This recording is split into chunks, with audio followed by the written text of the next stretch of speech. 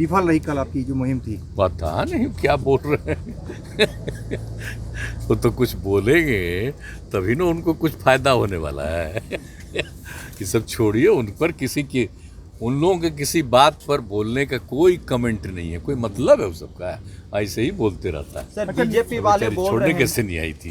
Sir BJP वाले बोल रहे हैं कि नीतीश कुमार जिस मुहिम में लगे हुए हैं उसमें सफल नहीं हो पाएंगे, सारे विपक्ष एक मंच पे नहीं आ सकते। तो खैर सोचते रहें, उनको तो सोचते ही रहना है ना। संभव नजर आ रहा है सर। वो तो समझ लीजिए कि जो कुछ भी हो रहा है और जितने दल के लोगों से बातचीत हुई है, चूँकि खुद ही फ़ोन किए हैं ना, सब लोगों से जो बातचीत हुई है बहुत अच्छी बात है। धीरे धीरे बहुत दलों की एकजुटता होगी और मिल करके 24 का चुनाव लोकसभा का लड़ सकते हैं, इसकी पूरी संभावना और जितनी बात होते रहती है।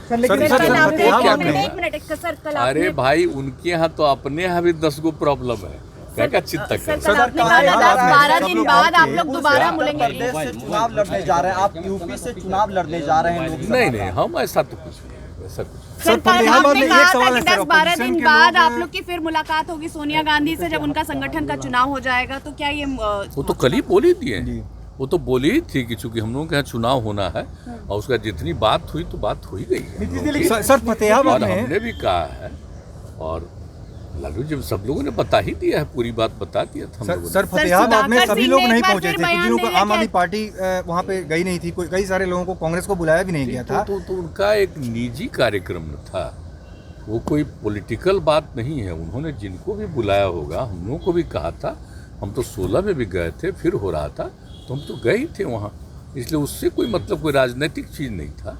वो तो उनका देवीलाल जी का था कार्यक्रम था, तो उसी में हम लोग सब गए थे, उसमें कोई बात। ममता बनर्जी जैसे लोग भी ऑन बोर्ड होंगे, आपको लगता है कि वो भी आएंगे? केजरीवाल वगैरह अभी तक सब लोग मेजर्ड एक डिस्टेंस। अब आपको तो मालूम है, हम तो जिनसे बात हो गई है सब पता है, लेकिन अभी क्या, अभी तो हम आए थे दूसरे काम के लिए और हो गया, और इसके बाद जब आपस में लोगों की सहमति हो जाएगी तो एक जो वातावरण बनेगा उसी समय ना कुछ कहने का होगा।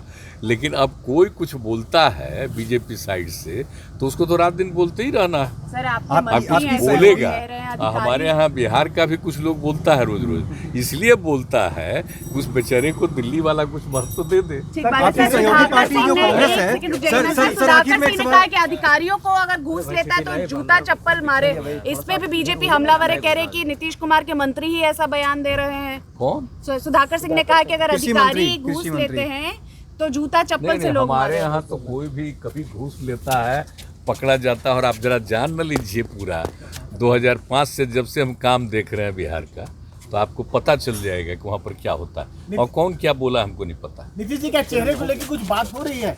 इनका 2024 के चेहरे को लेकर कुछ बात हो रही है? अभी क्या बात होगा।